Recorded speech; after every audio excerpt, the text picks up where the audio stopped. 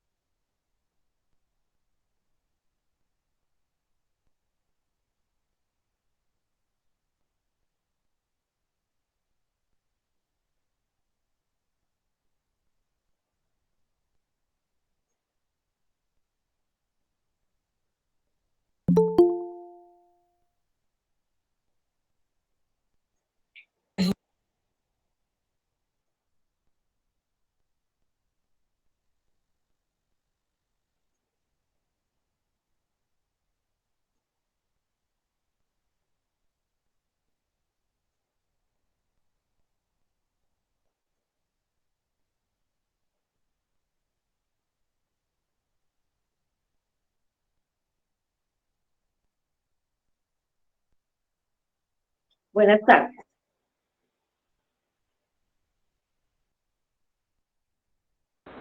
Presente.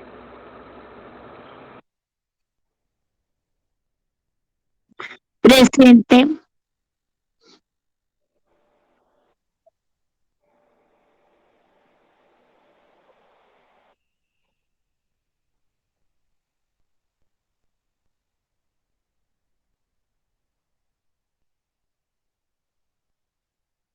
Buenas tardes.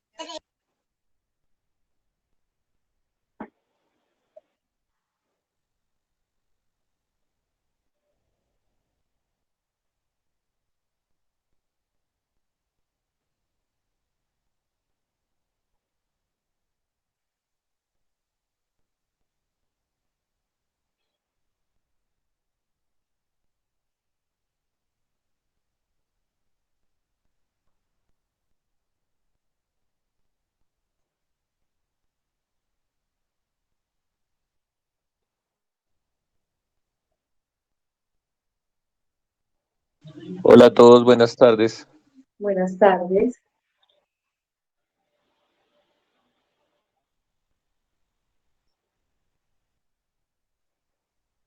Buenas tardes, presente. Buenas tardes, presente.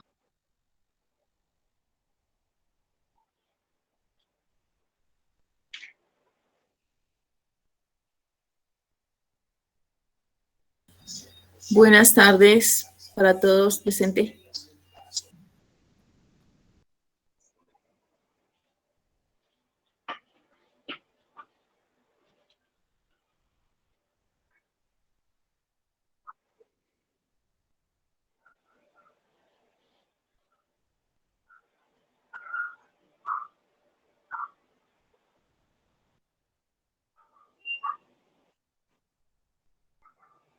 Buena tarde, aquí presente.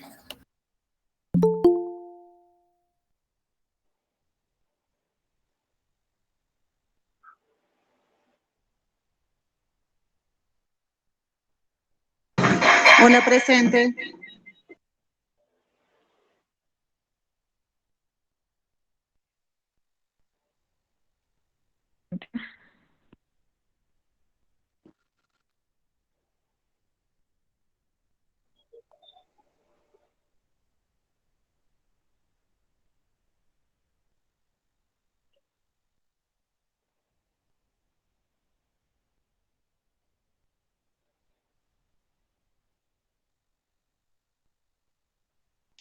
Ahí está presente. Aquí. Buenas tardes.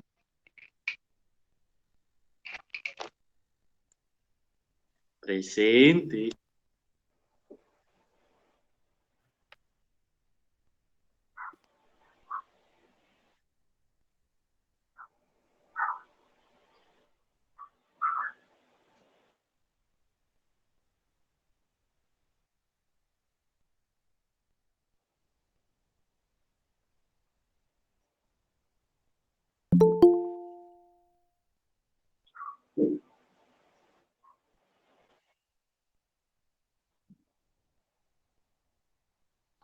Buenas tardes, perdón por la tarde.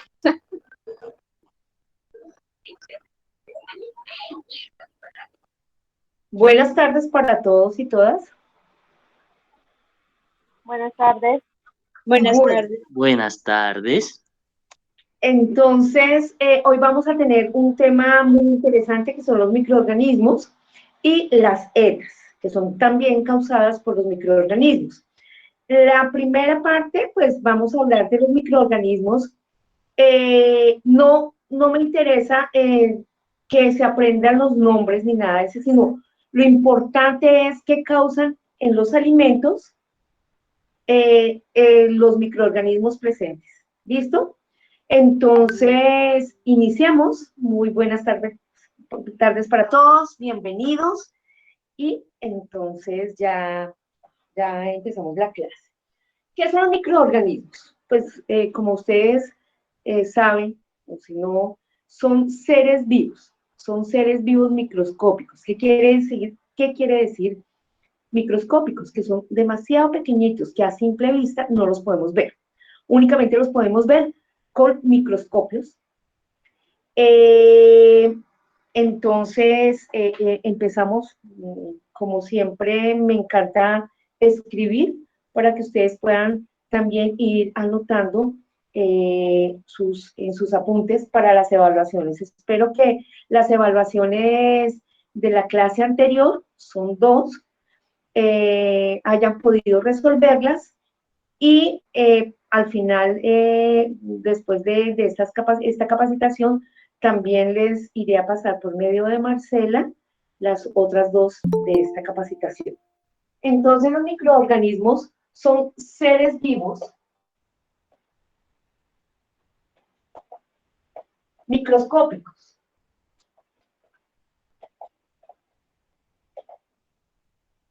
Muy pequeñitos, que aparte de todo, ellos pueden estar en cualquier parte de un establecimiento. Para poder vivir y reproducirse, ellos necesitan tres principios básicos.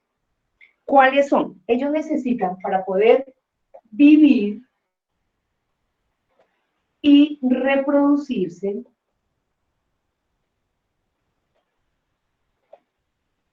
necesitan de 3 aspectos importantes. El primer aspecto es que haya agua, humedad. ¿Listo? El segundo aspecto es que tenga alimento o nutrientes.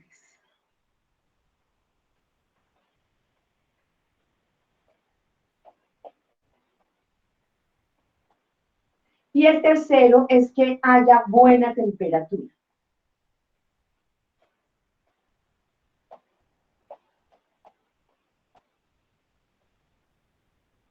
Donde hay agua, hay vida.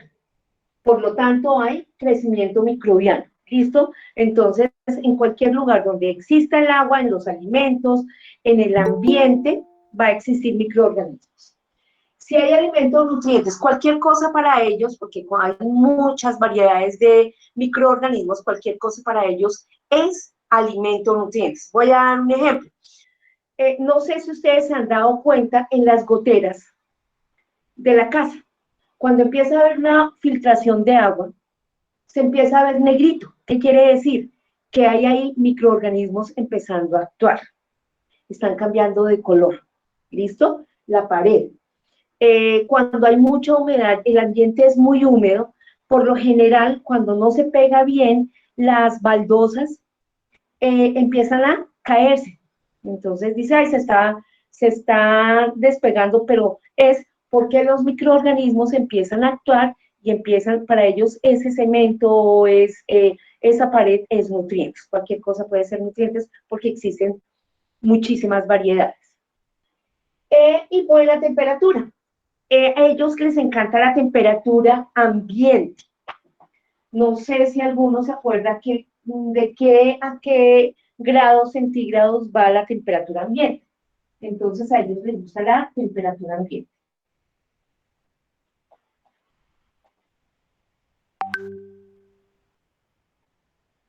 De 10 a 40 grados. Muy bien, de 10 grados centígrados a 40 grados centígrados. Muy bien. Esa es la temperatura. Si nosotros le damos este ambiente o estas tres características a los microorganismos, entonces ellos van a pulular o se van a reproducir y van a vivir tranquilamente. ¿Sí? Esas son las tres iniciativas o los tres condiciones que necesitan ellos para vivir y reproducirse. A nivel de alimentos estamos hablando. ¿Listo? Existen microorganismos buenos, existen microorganismos perjudiciales y existen microorganismos patógenos. Los patógenos los vamos a dejar para la segunda parte de nuestra capacitación, que son las ETAs, enfermedades transmitidas por los alimentos. Ahorita vamos a hablar cuáles son los útiles o los buenos y cuáles son los malos o los perjudiciales. ¿Listo? Entonces, aquí, para poder vivir y reproducirse, ¿qué necesitan ellos? Agua, alimentos, nutrientes y buena temperatura. Principalmente la temperatura ambiente, que viene entre 10 y 40 grados centígrados. ¿Cuáles serían los buenos? Los microorganismos buenos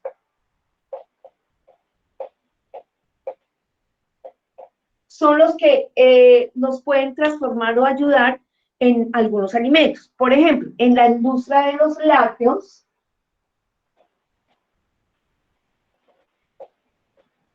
existen los lactobacilos,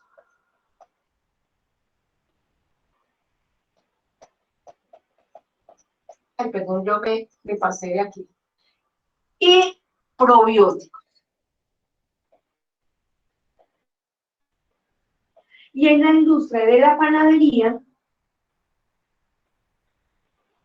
¿algunos se acuerdan de cuáles son los microorganismos que utilizamos en la industria de la panadería? La levadura. Muy bien, las levaduras.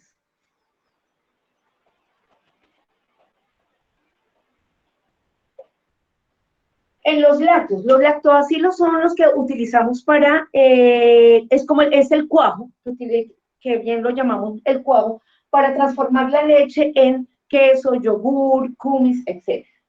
Los probióticos son microorganismos que están dentro de nosotros mismos, están dentro de los intestinos, dentro de la flora intestinal.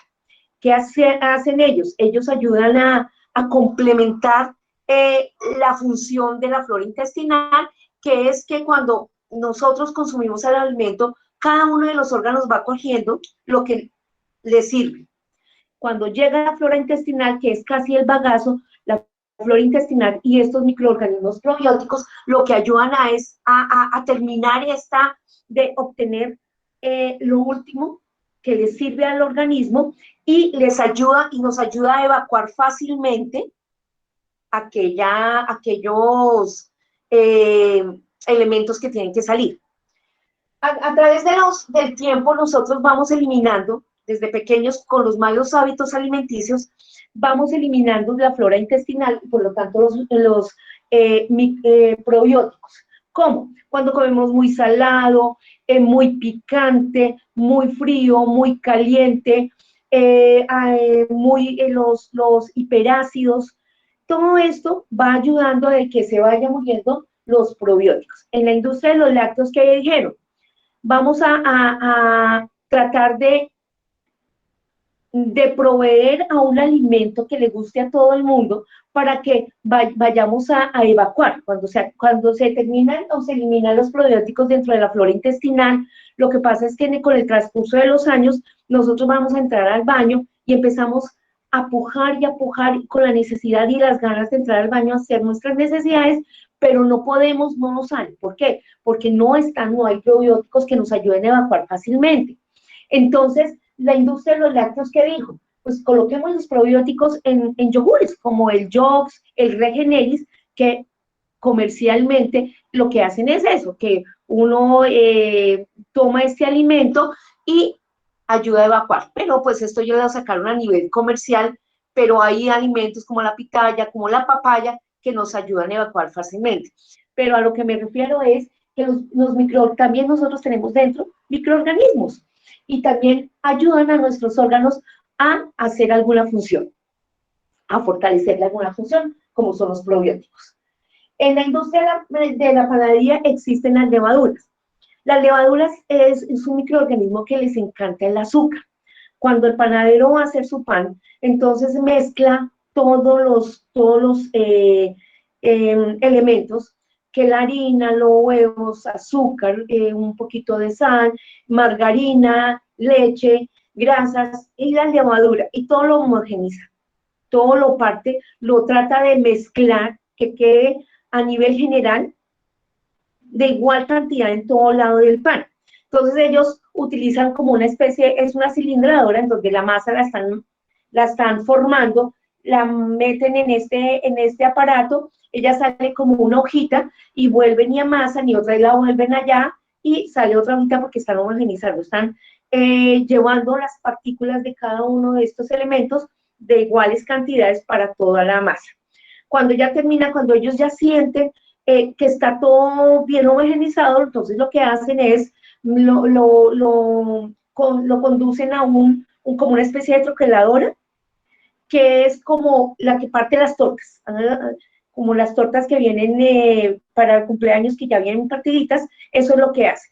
Parte la masa en porciones iguales, son triangulitos, en donde el panadero coge cada uno en triangulito, la va amasando de nuevo y va formando los panes. El señor llega y coloca los panecitos en la bandejita y cada uno lo coloca separados, ni en la orilla, ni pegados unos a otros. ¿Por qué? Porque él lo que hace es, lo mete al cuarto de crecimiento. En el cuarto de crecimiento hay agua, que es la humedad necesaria para realizar este proceso. El alimento o nutriente sería el azúcar que contiene el pan, y hay buena temperatura. Este horno de crecimiento tiene buena temperatura. Y lo deja ahí. Y los panes empiezan a crecer. Ya él sabe el tiempo ideal que necesita, la temperatura ideal y la cantidad de agua ideal para que las levaduras empiecen a actuar y a comerse el azúcar y empiezan a crecer. Por esto el pan se infla.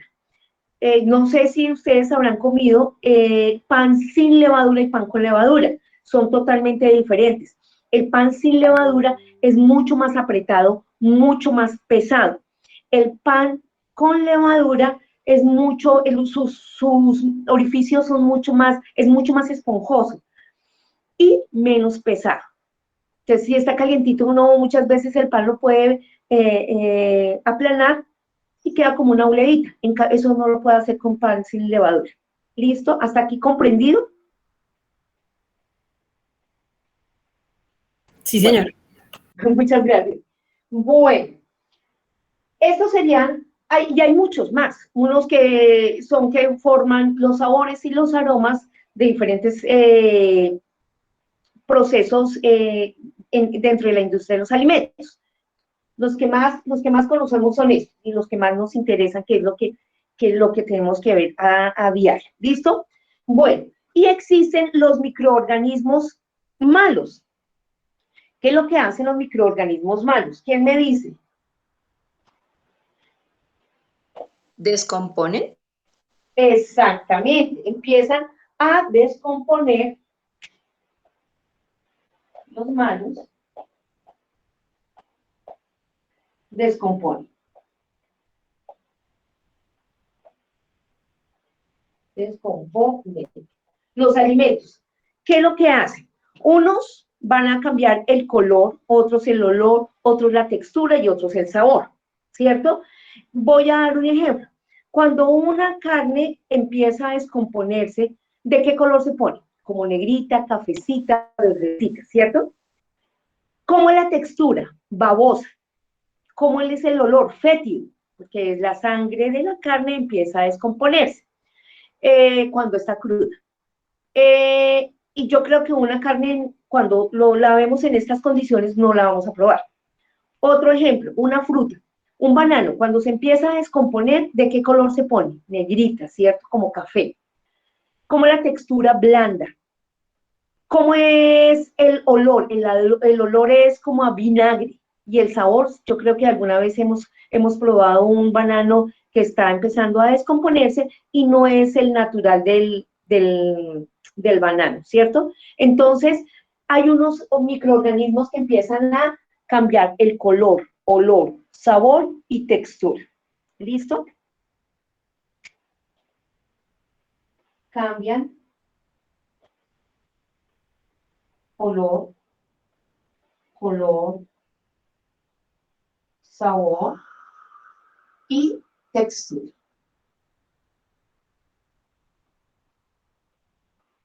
¿Listo? ¿Hasta aquí vamos bien? Bueno. Estos microorganismos son los que pululan en el aire, son los que están en cualquier lado que entran con el aire. Cuando hacemos mal los procesos de higiene, que ya los vimos en la clase anterior, entonces son los que empieza a haber crecimiento si encontramos estas tres condiciones: buena agua, alimentos, nutrientes y buena temperatura. ¿Listo? Estos se eliminan haciendo un buen proceso de limpieza y desinfección, o sea, la higiene. O puede hacerse la desinfección con química o desinfección con altas temperaturas.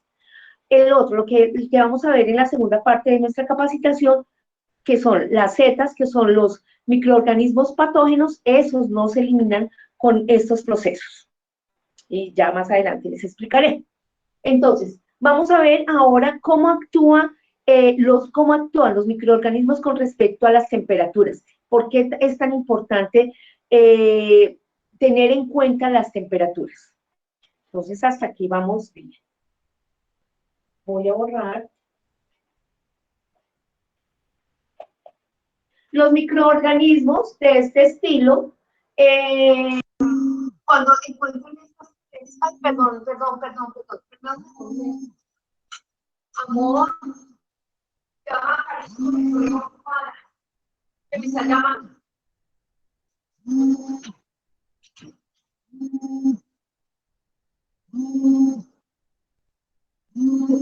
Perdóneme un segundito, es que me entró una llamada. Ay, por Dios.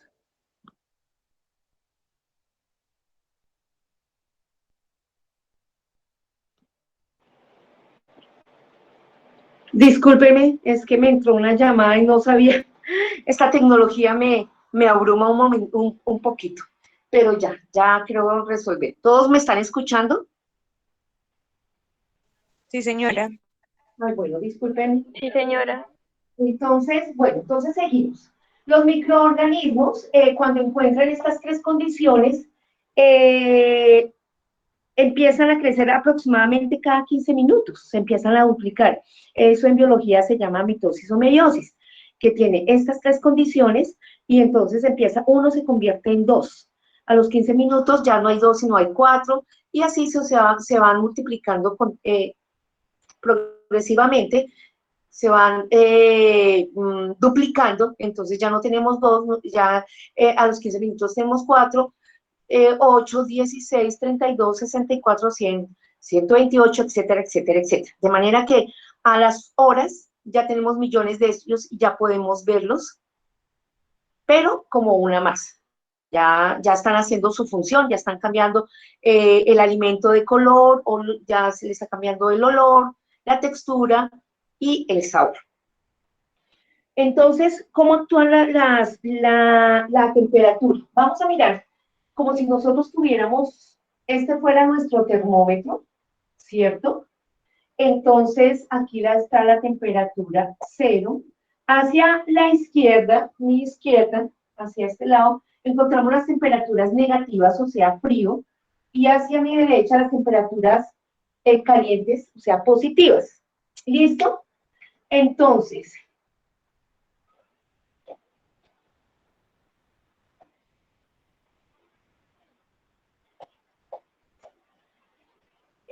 este va a ser nuestro termómetro. Hacia allá tenemos 10, 20, 30, 40, 50, 60, 70, 80, 90 y 100 grados centígrados. Y hacia abajo, menos 10, menos 20. Aquí hay una temperatura importante que es la de 5 grados y aquí hay una temperatura importante que es la de 65 grados centígrados. ¿Quién me dice la temperatura de congelación? ¿De qué grados a qué grados centígrados va?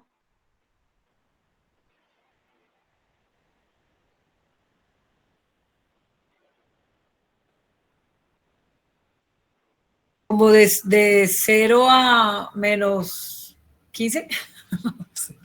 La verdad, estoy adivinando. Bueno, no, está bien. Es menores de 0 grados, hacia menos infinito. ¿Sí? ¿Ustedes se acuerdan cuando llegó la pandemia y entonces el gobierno decía que iban a traer la vacuna, la Pfizer, y que necesitaba ultracongelación, que no se podía traer hasta que tuviéramos unas neveras que dieran entre menos 70 y menos 80? Eso es temperatura de congelación. Todas las temperaturas de 0 grados hacia abajo, a las negativas, son temperatura de congelación. ¿Qué sucederá en la temperatura de congelación con respecto a los microorganismos? Se mueren, crecen, se reproducen, están latentes. ¿Qué pasa con los microorganismos? ¿Alguno tiene este conocimiento? Están como dormidos, quedan ahí como Muy quietos, sin bien. reproducirse. Muy bien, ese es. En temperatura de congelación, los microorganismos están dormidos. Es para dormir.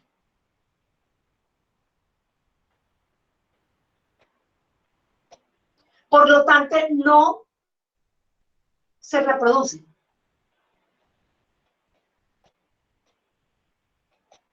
Cuando yo tengo una porción de carne, sea pechuga, la guardo en congelación. ¿La idea cuál es? La idea es prolongar su vida útil, que dentro de 15 días que yo vaya a utilizar esa pechuga o esa porción de carne, me sirva y esté latente. ¿Por qué? Porque ahí los microorganismos están dormidos y no hay reproducción. ¿Listo? ¿Hasta aquí vamos bien? La temperatura de congelación, de 0 hacia abajo, menor de 0 grados centígrados. A nivel de la normatividad colombiana, la Secretaría de Salud o las Secretarías de Salud dentro de la normatividad dicen que los productos cárnicos deben estar congelados entre menos 10 y menos 20 grados centígrados, que es la temperatura normal de un refrigerador algo más frío. En congelación es entre menos 10 y menos 20, para garantizar que si existe por lo menos un microorganismo, no se desarrolle porque ya está dormido, está congelado. Está dormido. A él le pasa lo de los osos de invierno. Cuando llega la estación de invierno, los osos, ¿qué hacen? Se van a sus cuevas a dormir durante toda la estación de invierno. Lo mismo sucede con los microorganismos, que están dormidos y no se reproducen. La temperatura de refrigeración, ¿de qué grados a qué grados? Otra persona que me conteste.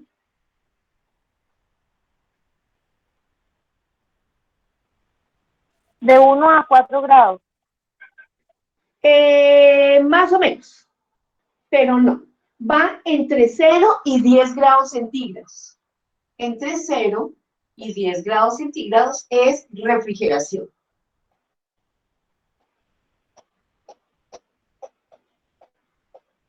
¿Listo? ¿Qué sucede con los microorganismos en esta temperatura?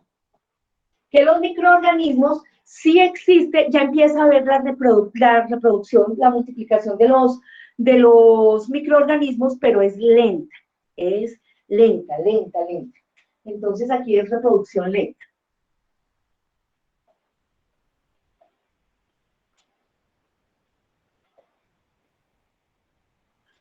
¿Hasta aquí vamos bien? ¿Todos me han entendido esta partecita?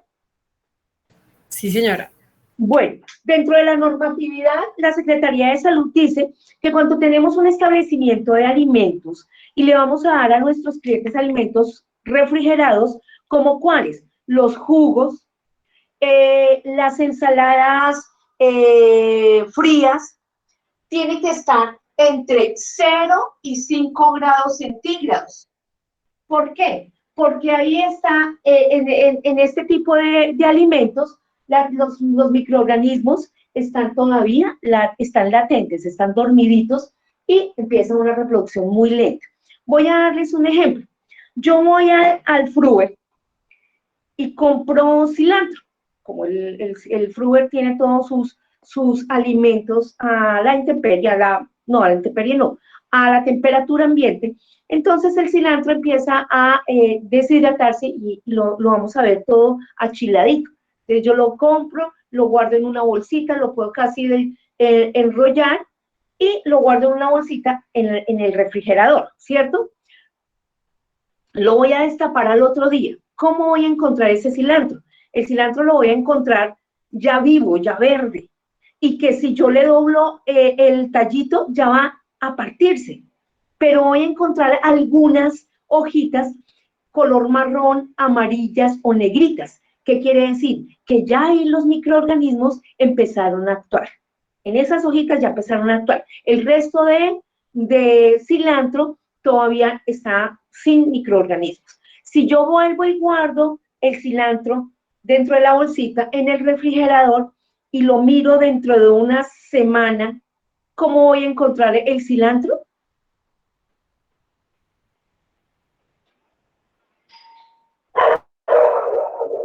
¿Alguno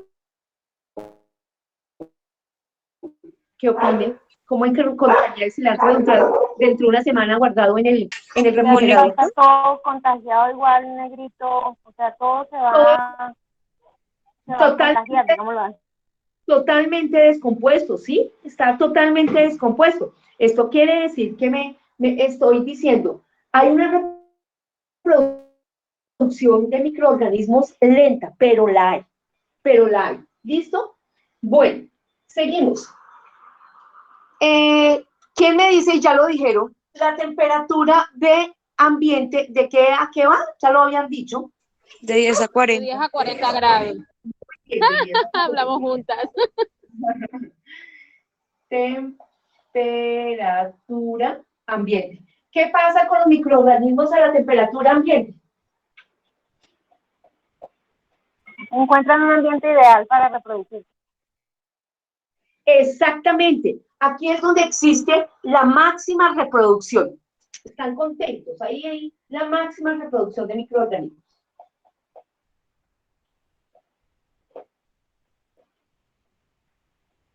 Por eso, en alimentos, la temperatura ambiente, que va entre 10 y 40 grados centígrados, es la que le llamamos temperatura peligro. ¿Por qué? Porque hay su máxima reproducción. Ahí es donde se empiezan a descomponer los alimentos. ¿Se acuerdan en la clase anterior que yo les había dicho la clasificación de los alimentos a temperatura ambiente? Es por eso, porque es cuánto dura un alimento a la temperatura entre 10 y 40 grados centígrados.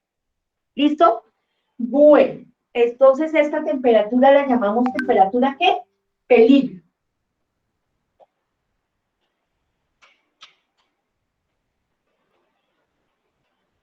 Temperatura peligro. ¿Y cómo le llamamos a la temperatura que va de entre 40 hacia arriba?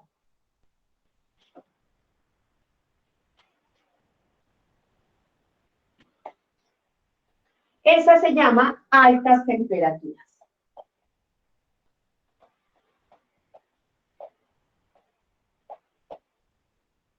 ¿Y qué quiere decir altas temperaturas? Con respecto a los microorganismos. Pues que a altas temperaturas ellos ya no están vivos o activos. Se empiezan a morir. O sea, yo elevo las temperaturas para matar o retirar los microorganismos. Profe, disculpe.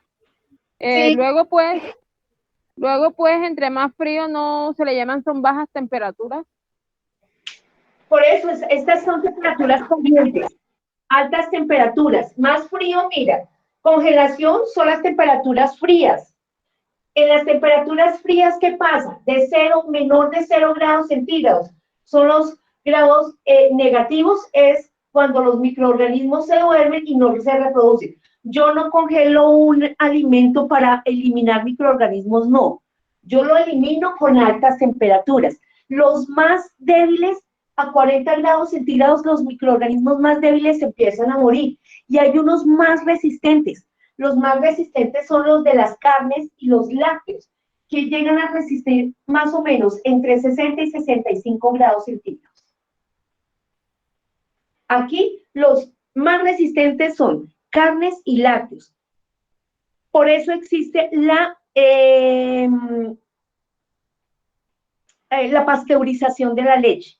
¿Cuál es la pasteurización? Llevar la leche hasta 65 grados centígrados, más o menos por un tiempo de 15 minutos, que es latente, no está hirviendo, sino está a 65 grados centígrados, para eliminar todo microorganismo presente dentro de ese alimento. Lo que hacían antes la leche no la vendían pasteurizada. Las mamás compraban la leche en cantina. Ella le mandaba a uno, ay, mija, cuide la leche, por favor. Entonces, le ponían la leche en la mitad de una olla y la ponían ahí en la estufa, y uno tenía que cuidar. A medida que va aumentando la temperatura de la leche, se va formando espuma y va subiendo. Entonces la mamá decía, no me vaya a dejar regar la leche porque se le secan las ubres a las vacas. Entonces uno tenía que coger los trapitos y esperar que subiera la leche, la espumita, y bajar. Cuando ya se volvía a bajar la espuma, volvía y la colocaba en la estufa.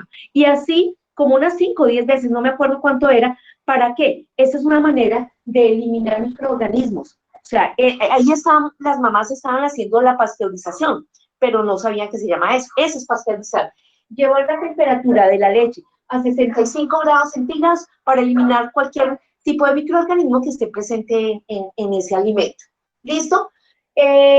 Secretaría de Salud, ¿qué nos exige? Que los alimentos que vamos a darles a nuestros clientes, solo para nosotros mismos, del consumo de nuestros hijos, los alimentos calientes tienen que estar a mayor de 65 grados centígrados para certificar o garantizar que los microorganismos que existen se puedan eliminar a mayor de 65 grados centígrados, ya no estén dentro de los alimentos. Por eso hay que cocinar bien los alimentos que van a estar, que vamos a procesar con temperaturas. ¿Alguna pregunta tiene hasta aquí? No, señora. Entonces la pasamos. Dentro de las temperaturas, ¿cómo tenemos? La temperatura de congelación, ¿para qué sirve? Para que los microorganismos estén dormidos o sea, latentes y no se reproduzcan. ¿Cuál es? Menor de 0 grados centígrados, todo lo que es negativo. La Secretaría de Salud o la normatividad colombiana dice que los alimentos que deben estar congelados deben estar entre menos 10 y menos 20 grados centígrados para garantizar que los microorganismos no están activos. La temperatura de refrigeración va entre 0 y 10 grados centígrados. ¿Para qué? Porque hay una reproducción lenta. La normatividad nos dice que los alimentos que vamos a consumir fríos deben estar entre 0 y 5 grados centígrados para garantizar que no se han despertado los microorganismos. La temperatura ambiente es la misma temperatura peligro, que es donde hay la máxima reproducción de los microorganismos. que viene entre 10 y 40 grados centígrados. Y la temperatura, altas temperaturas, es a mayor de 40 grados centígrados. Los microorganismos más débiles empiezan a morir a los 40 grados centígrados y los más fuertes, que son los de los lácteos y las carnes, resisten entre 60 y 65 grados centígrados. Por eso la normatividad colombiana dice que los alimentos calientes que les vamos a consumir deben estar a mayor de 65 grados centígrados. Porque ahí, en esa temperatura, es donde retiramos o eliminamos los microorganismos presentes en ese alimento. Cuando nuestras carnes, esta es una parte importante que quiero que ustedes sepan. Cuando yo tengo un producto, por ejemplo, una carne que esté congelada y la voy a utilizar 24 horas antes de utilizarla, la tengo que pasar de congelación a refrigeración para que ella solita vaya haciendo el proceso de descongelarse naturalmente y puede llegar hasta, sin sacarlo de la nevera, sino en refrigeración, hasta 5 días puede durar ese alimento ahí en esa temperatura, sin que se empiece a descomponer. Eso no quiere decir que si lo dejamos más, sí, ya nos va a empezar. ¿Por qué? Porque hay una reproducción lenta. Hay reproducción, es lenta, pero hay reproducción. No sé si hasta aquí viene la primera parte, que son los microorganismos que pululan y que podemos eliminar con altas temperaturas o en alimentos crudos, con químico como el hipoclorito, que ya vimos en limpieza y en la parte de higiene. ¿Tenemos alguna pregunta hasta aquí? No, señora. Bueno, seguimos con la otra parte, que es las ECAs. Entonces, permítanme, voy a borrar. ¿Quién me dice qué son las ETAs? ¿Algunos saben qué son las ETAs? Las ETAs. Enfermedades transmitidas por alimentos. Muy bien, son las enfermedades transmitidas por los alimentos. Muy bien. ¿Cómo, pues uno dice, bueno, yo preparo mi alimento y cómo hago para que mi alimento llegue y me pueda producir una enfermedad? Si supuestamente lo estoy procesando bien.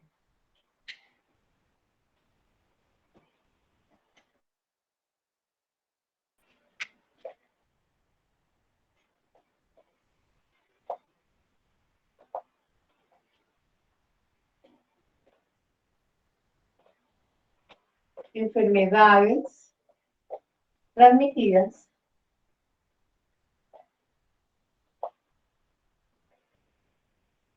por alimentos.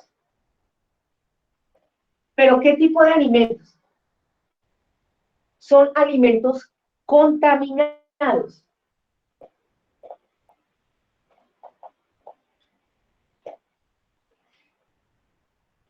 ¿Por qué?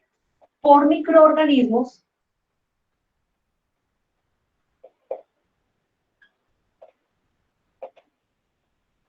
patógenos.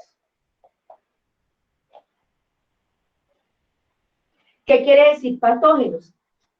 Que producen o que afectan la salud del consumidor o de los consumidores.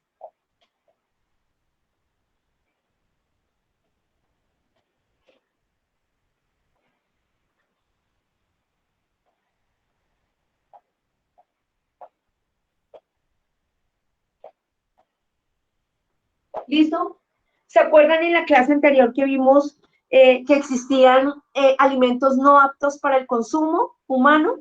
Que dentro de ellos estaban los alimentos contaminados. Que un alimento contaminado, ¿quién se acuerda que era un alimento contaminado? Que tiene cruce con otro alimento, profe. Sí, que es... alimento cocinado, pero no crudo.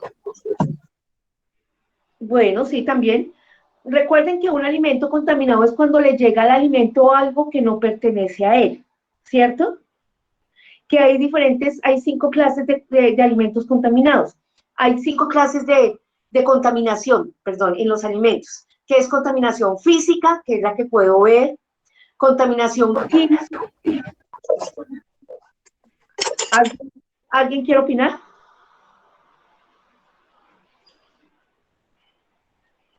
Bueno, entonces está.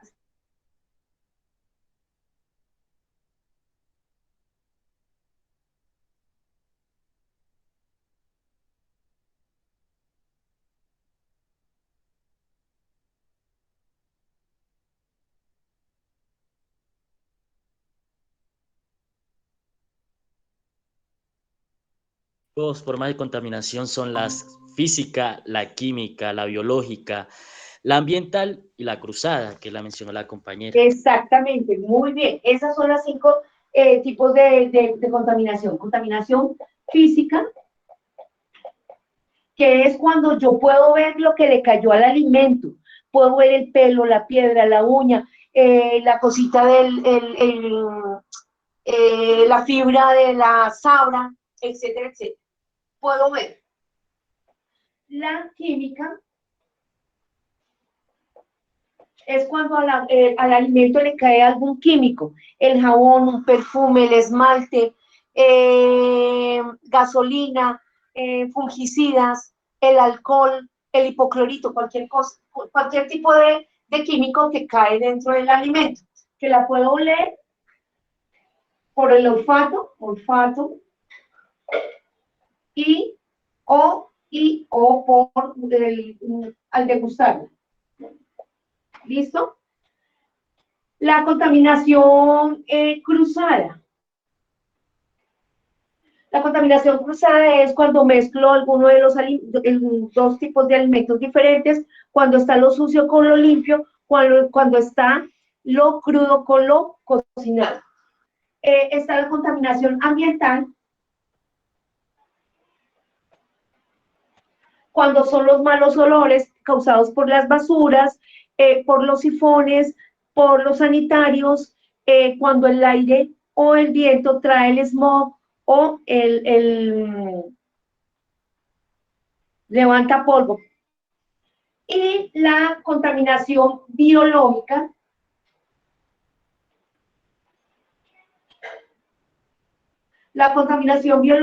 ¿cuál es? La contaminación biológica es por los seres vivos.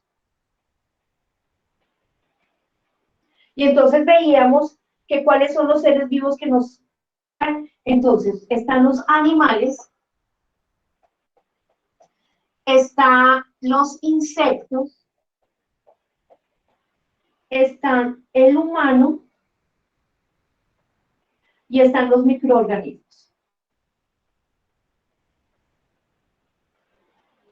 ¿Listo? Estos son los seres vivos que nos pueden contaminar un alimento. Los animales, ratón, está el gato, la paloma, el perro, etcétera, etcétera. Los insectos, la cucaracha, las moscas, mosquitos, zancudos, hormigas, etcétera. El humano, cuando hace mal, tiene malos hábitos higiénicos y está en la parte de procesos, y los microorganismos que pululan en el aire.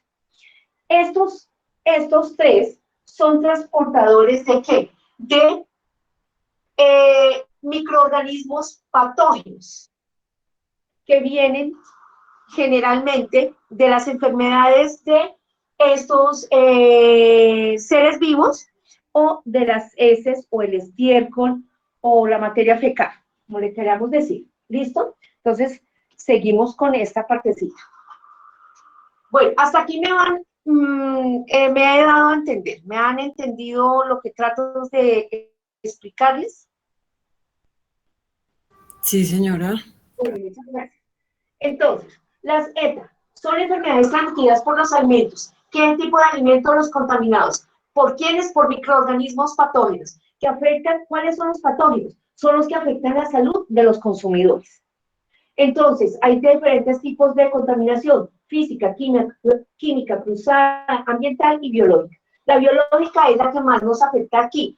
¿Por qué? Porque son de los seres vivos, como animales, insectos, humanos o microorganismos, que son transportadores de estos microorganismos patógenos. Seguimos. Hay diferentes tipos de las ETAs.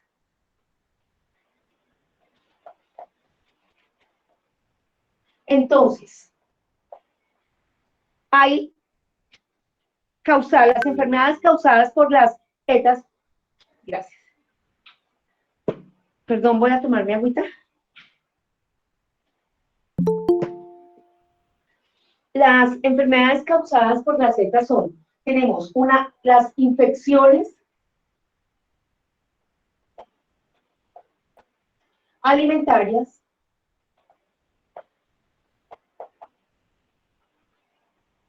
las intoxicaciones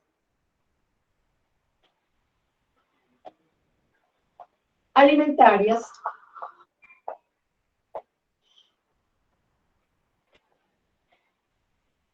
y las toxi-infecciones.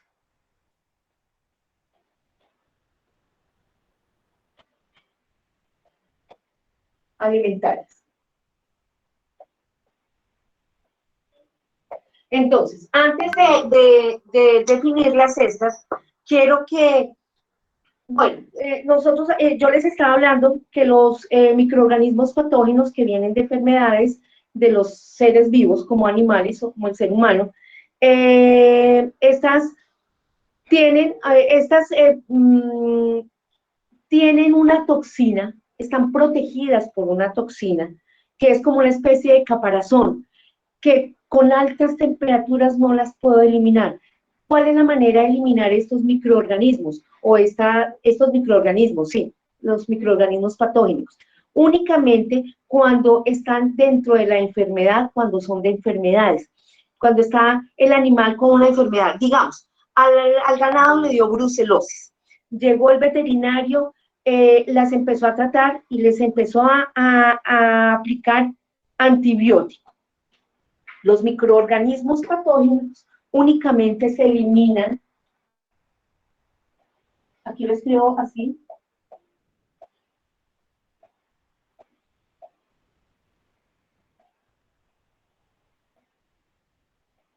son eliminados únicamente con antibióticos.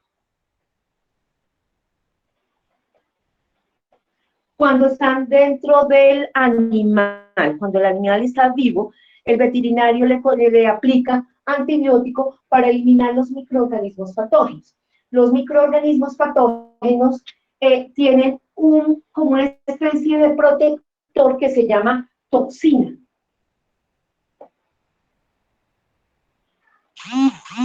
¿Listo? Esta toxina protege al microorganismo que está dentro. Únicamente es eliminado por el antibiótico. Entonces ahí es donde vamos a ver este tipo de infecciones, infección, intoxicación o estas setas, o toxinfección. La infección alimentaria es cuando yo consumo el alimento con el microorganismo vivo. ¿Listo? Entonces, aquí tengo el microorganismo vivo.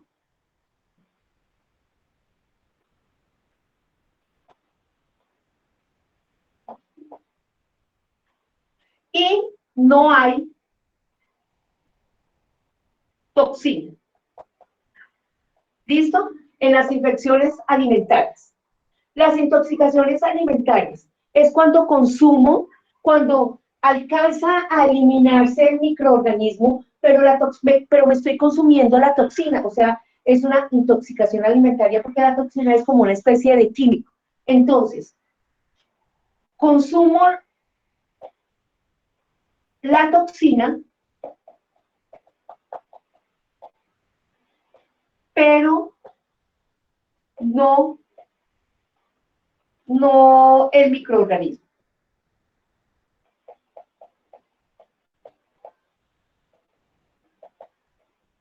Patógeno.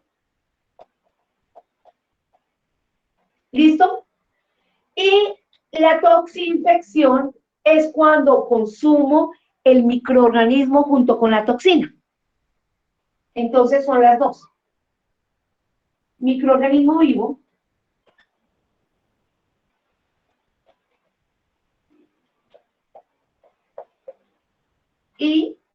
o con toxina, junto con la toxina. ¿Listo? ¿Cuáles son los síntomas que tiene cualquiera de esos, tienen las mismas características. Entonces, ¿cuáles son? Dolor de estómago, náuseas, diarrea. Hay en unos casos que no hay diarrea, sino al contrario. Uno se pone duro, demasiado duro el de estómago, no puede evacuar fácilmente. Fiebre, náuseas, vómito, dolor de cabeza, escalofríos. Casi todas estas, infección alimentaria, intoxicación alimentaria o toxinfección alimentaria, tienen los mismos síntomas. No se puede identificar, sino ya cuando uno va al médico, entonces ellos pueden, con pruebas de laboratorio, pueden darse cuenta cuál de estas tres es las que tenemos. Hay unas personas que empiezan a salir como unas erupciones en la piel, y cuando encontramos, o sea, estas pueden ser pasajeras, o sea, pueden ser tratadas. El problema es cuando las personas son niños menores de 5 años, personas adultas mayores de 60 años, las madres que están gestantes y personas que tienen algún tipo de enfermedad, ¿listo? Que están muy débiles, los pueden atacar y pueden llegar a producir hasta la muerte. Por eso es muy importante el conocimiento. Dentro de lo normal, lo que nosotros hacemos cuando vamos a hacer mercado, principalmente de las carnes, tenemos que saber en dónde es que hacemos, de dónde es que compramos este tipo de alimentos. Yo lo voy y lo compro a la fama, pero si llego y encuentro malos olores, esto no me da confianza. Si encuentro al señor todo sucio y la carne en el piso, esto no me debe dar confianza. Nosotros tenemos que sacarle la lógica a todo esto.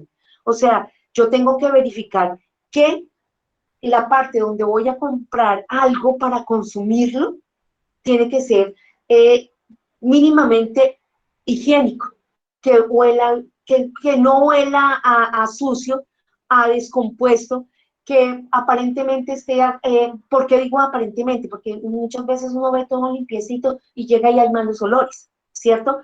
Cuando trabajamos con alimentos, cuando ya es nuestro trabajo, como en restaurante, una frutería o algo así, ya tenemos que saber que nuestros proveedores tenemos que tener los conceptos sanitarios, ya sea del INVIMA, cuando son fábricas de alimentos, o de la Secretaría de Salud del municipio donde estemos trabajando. ¿Por qué? Porque ellos también le dan conceptos sanitarios a todo tipo de establecimientos, y nosotros tenemos que tener la seguridad y la garantía de que el alimento que vamos a consumir está garantizado por la persona que nos está vendiendo, por nuestro proveedor. Voy a darles un ejemplo. Tengo un restaurante y compré y preparé un churrasco. Resultó que unos de mis clientes empezaron con dolor de estómago, vómito, entonces fueron al médico, entonces le dijeron que consumieron un alimento contaminado. Secretaría de Salud ahí mismo pone las alertas, y entonces va a decir, empieza a hacer las averiguaciones. Bueno, ¿usted dónde comió? No, yo compré estos días, entonces empieza a hacer memoria de todo lo que ha consumido durante esos días, porque hay que tener en cuenta que hay unos microorganismos que evolucionan después de meses.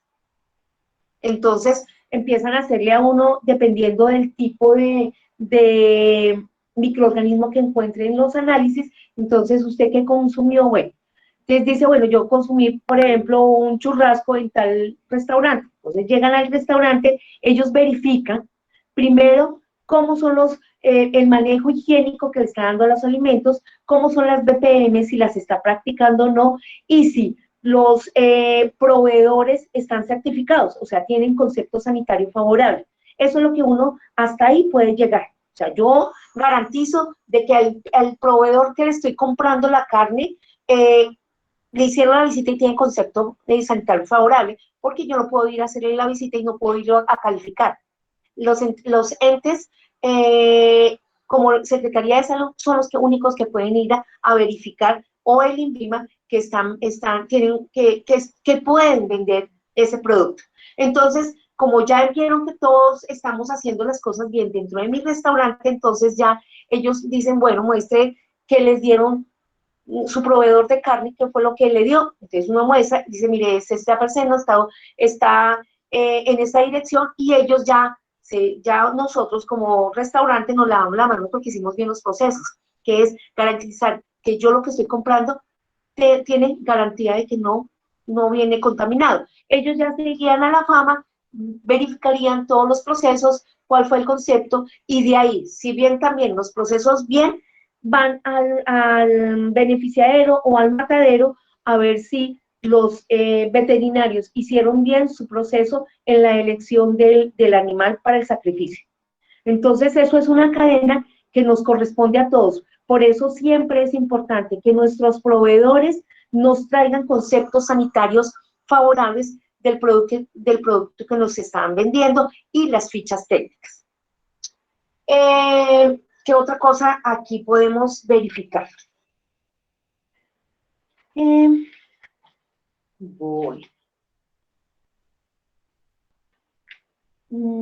¿Cómo podemos evitar las ETAs? Entonces, ¿quién me da algún ejemplo de cómo puedo prevenir las ETAs?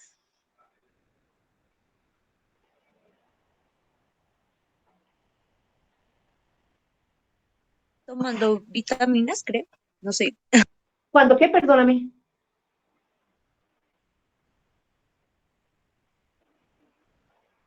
Con la limpieza, desinfección y Con los procesos de higiene, muy bien. ¿De qué otra manera?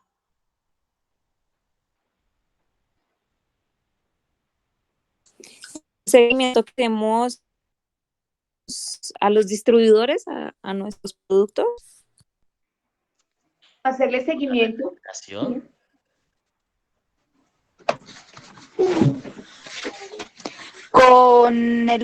Utilizar los guantes, la cofia y delantales, cabello recogido.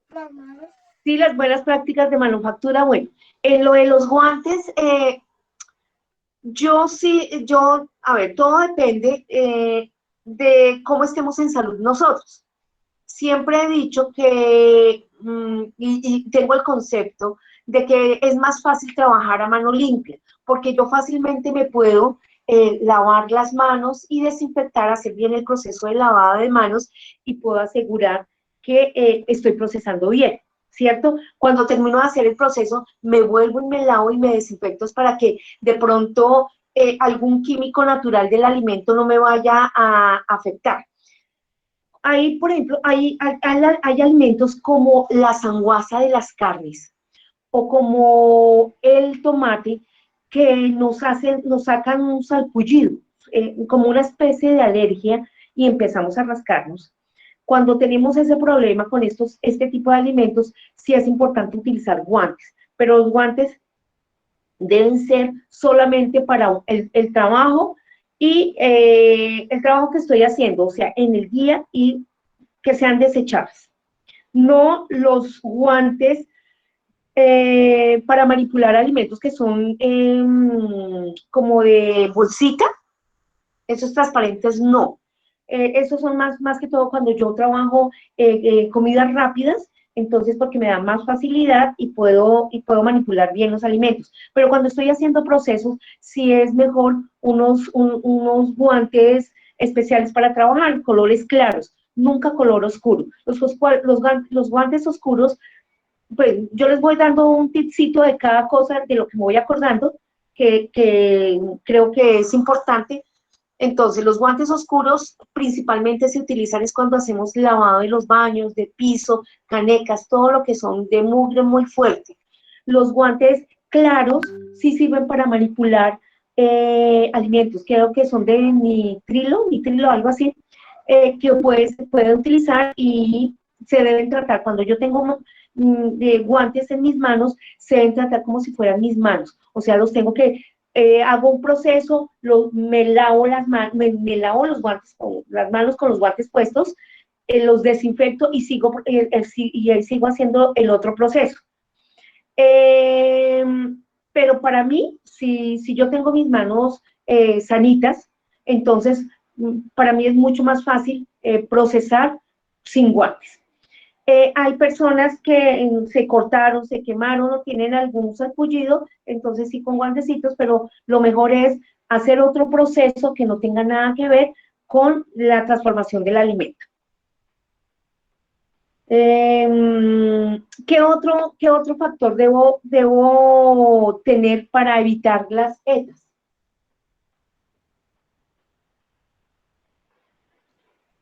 La refrigeración. Profe, también Las a la hora de, temperaturas. El manejo correcto de las temperaturas, muy bien. ¿Qué otra a la, cosa, a señor? la hora de probar el cómo está el alimento ya que está en proceso, las cucharas o qué sé yo? Sí, sí, eso es importante saberlo. Yo voy a saber si está salado, sin sal o cómo me quedó, pero entonces no hay que utilizar directamente una cuchara de la olla y probarlo y después volver y probar, no, porque nuestra boca también tiene microorganismos y lo que vamos es a contaminar, a pesar de que de pronto la olla esté hirviendo, ¿cierto? Lo correcto es que lo sirvamos de un cubierto a otro cubierto para poder. Hay chef, ahorita que está de moda los de MasterChef, que colocan encima de la mano y prueban de esta manera y se bañan y se desinfectan las manos. Pero si está caliente, entonces pues uno tiende a quemarse, entonces yo considero que es mejor del cucharón a una cuchara, pruebo y juego y desinfecto mi cucharita y el cucharón ya lo puedo coloco porciones pequeñas, muy pequeñitas para no tener que devolver a la olla. Bueno, eso pues es principalmente eso son tener buenas prácticas de manufactura, no uñas largas, no esmalte, no anillos, no relojes, no pulseras, bien recogido el cabello, cubierto, que no se me vaya a salir ningún cabello, el tapabocas bien colocado, que no se me quede cubriendo nariz y boca, limpio, realizar cada cambio de proceso, lavarme y desinfectarme las manos. Recordemos que el lavado de manos viene desde el codo hacia abajo, estar limpios, estar bañados, tener la seguridad de cada uno de los procesos que voy a hacer, los voy a hacer correctamente para proporcionar al alimento la calidad que necesita y la inocuidad, o sea, libre de microorganismos. ¿Por qué? Porque hay microorganismos que nos pueden enfermar.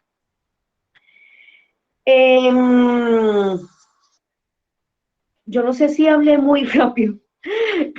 Bueno, lo que pasa es que dentro de las capacitaciones que doy presenciales, son de 1 hora cada tema y dentro de esa hora está la evaluación. Pero aquí como son los 2 temas seguidos, entonces me quedó como el tiempo de evaluación, pero no sé si alguno tiene alguna pregunta que quiera hacerla en este momento, porque ya el tema, pues ya lo pudimos terminar.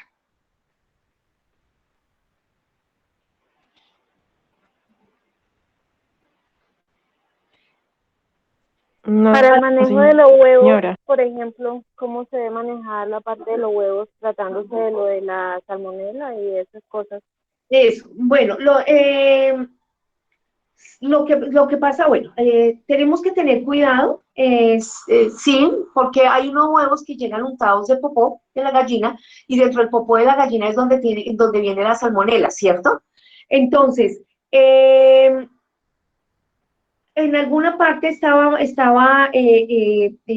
leyendo que los huevos no se pueden lavar con agua así como si fuéramos a lavar un recipiente. ¿Por qué? Porque la cáscara del huevo tiene los poros, eso es permeable. Entonces, lo que hago es de pronto contaminar el huevo.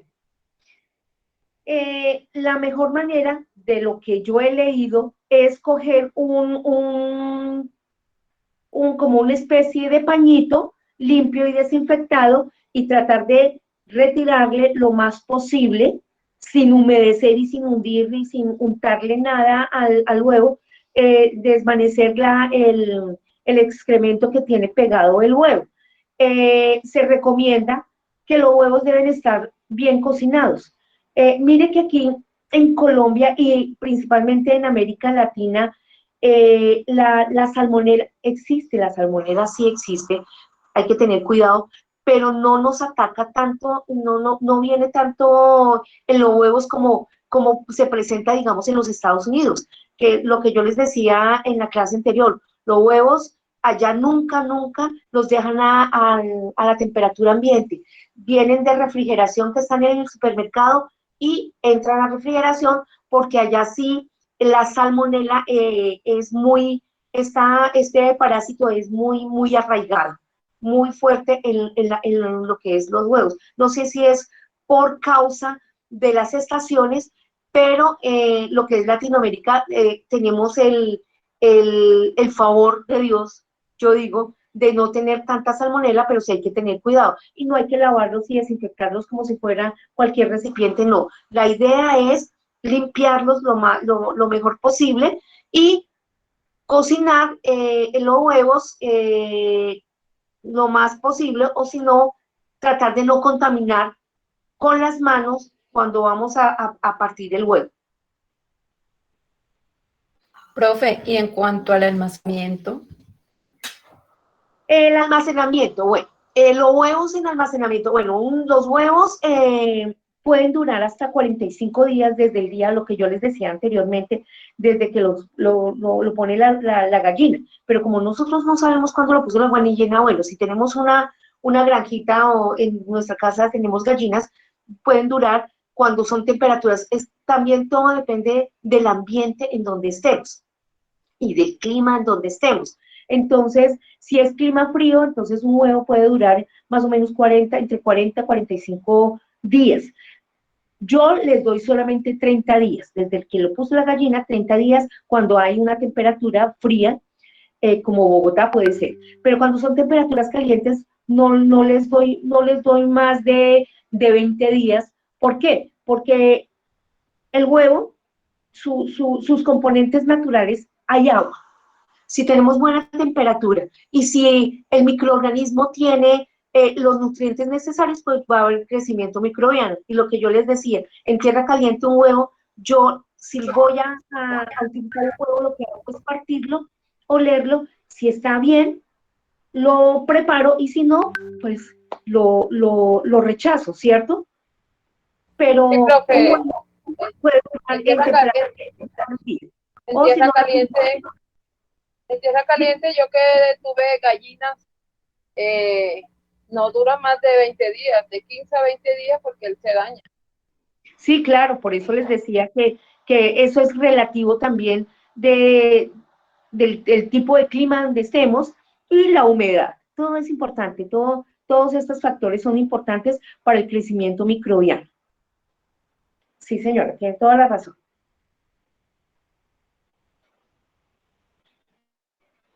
Ya sabemos que las carnes, si están congeladas, 24 horas. Si yo, por ejemplo, voy a utilizar para mañana, voy a descongelar una pechuga, voy a utilizar una pechuga el día anterior, o sea, hoy, en la mañana, voy a ponerla en refrigeración para que dure 24 horas en refrigeración y vaya descongelándose naturalmente en refrigeración. Y esa carne puede durar hasta 5 días dentro de la nevera sin sacarla. Si yo, por ejemplo, hay restaurantes que sacan su carne, por ejemplo, dicen, sacamos 10 pechugas y las dejan a temperatura ambiente y las cocinas tienen altas temperaturas, entonces ahí empieza el proceso de descomposición.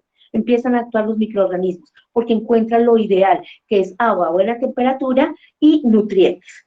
Entonces ya cuando voy a utilizar esas pechugas, entonces ya van a estar, ya empiezan a descomponerse. Yo no puedo volverlas a colocar a la nevera, ni a congelación, ni a refrigeración, porque ya están llenas de microorganismos. Entonces es un peligro. Yo trato de calcular el tiempo, o sea, las pechugas que voy a utilizar o la carne que voy a utilizar, la cantidad necesaria, por eso las dejo en refrigeración y las voy sacando. Prefiero que estén frías, no congeladas, sino estén frías, para poder hacer el proceso de preparación normal.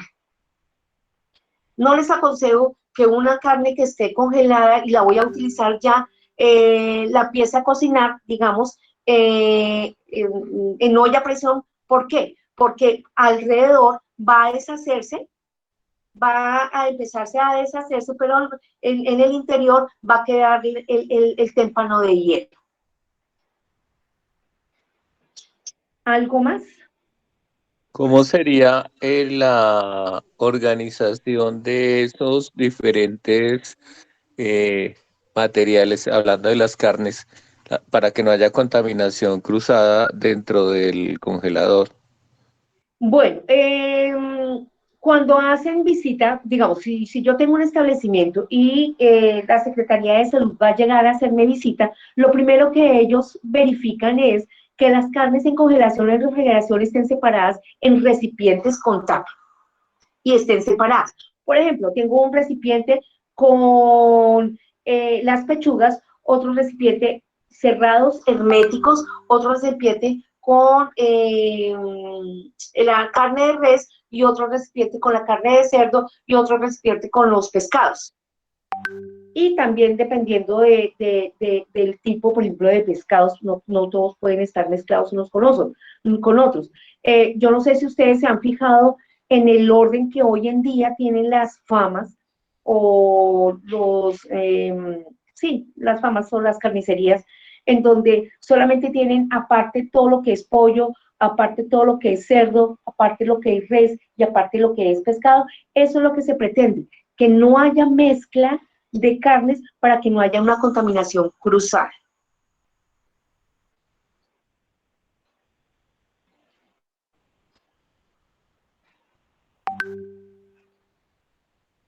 ¿Algo más?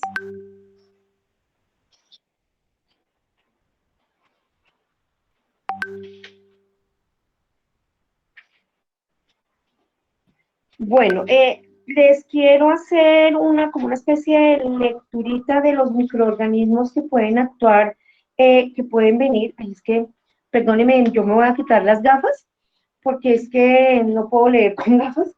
Entonces, tenemos microorganismos que vienen de enfermedades, como por ejemplo, a ver, el E. coli. El E. coli es un microorganismo bacteriano que sus síntomas es la diarrea hemorrágica, dura su incubación entre 3 y 4 días, y su origen viene en las carnes, en las aguas contaminadas y en los lácteos contaminados. Otro podría ser la tenia saginata, que ese es un microorganismo parasitario. Sus síntomas pueden ser anorexia, dolor abdominal, desnutrición. Su periodo de incubación es variable, y su origen viene de la carne de cerdo. El rotavirus es un microorganismo viral. Sus síntomas son las náuseas, vómito, diarrea, fiebre. Su incubación viene entre 24 horas a 48 horas. La duración más o menos es entre 24 horas a 48 horas y su origen es de aguas contaminadas o alimentos en general contaminados. La hepatitis A también es un microorganismo viral. Sus síntomas son fiebre, malestar, anorexia, molestia abdominal, ictericia. Su incubación viene entre 20 y 28 días. La duración dura meses y el origen es aguas contaminadas y alimentos contaminados. Este es un pequeñito ejemplo de los microorganismos que podemos encontrar. Mire el de la salmonela, que es una bacteria. Los síntomas son cefalia, dolor abdominal, diarrea, náuseas, vómitos, fiebre, su incubación es entre 12 a 36 horas y su origen viene de los cárnicos, lácteos y vegetales, no solamente de las heces. Más o menos esto es, no me interesa el nombre de los microorganismos, lo único que quiero que ustedes tengan presente es las causas de enfermedades que pueden presentarse por el mal manejo de los alimentos, por los malos procedimientos de higiene, por no utilizar las BPMs, por no controlar o tener en cuenta nuestros proveedores. Todo eso es un compendio de cosas que para mí es mucho más importante que saber los nombres de los microorganismos. De todas maneras, esta información yo al final se las voy pasando para la última capacitación. No sé si tienen alguna más pregunta o alguien que nos quiera hacer un comentario.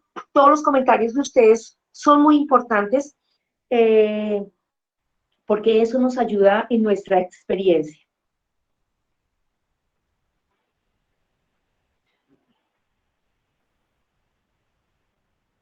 Bueno, como no hay comentarios, entonces, la próxima capacitación vamos a hablar sobre el agua y sobre las plagas.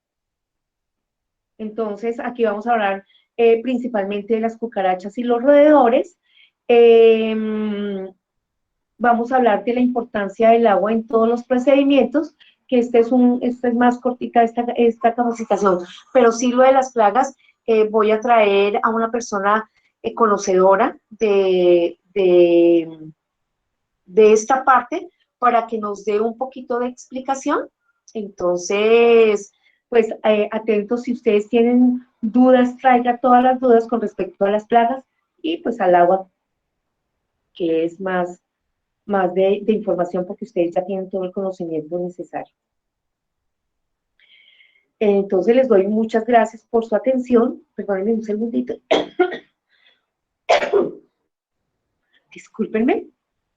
Y quedo atenta a alguna inquietud que ustedes tengan. Muchas gracias, profe. Gracias a ustedes. Muchas gracias. Profe. Entonces, buena tarde, buena noche.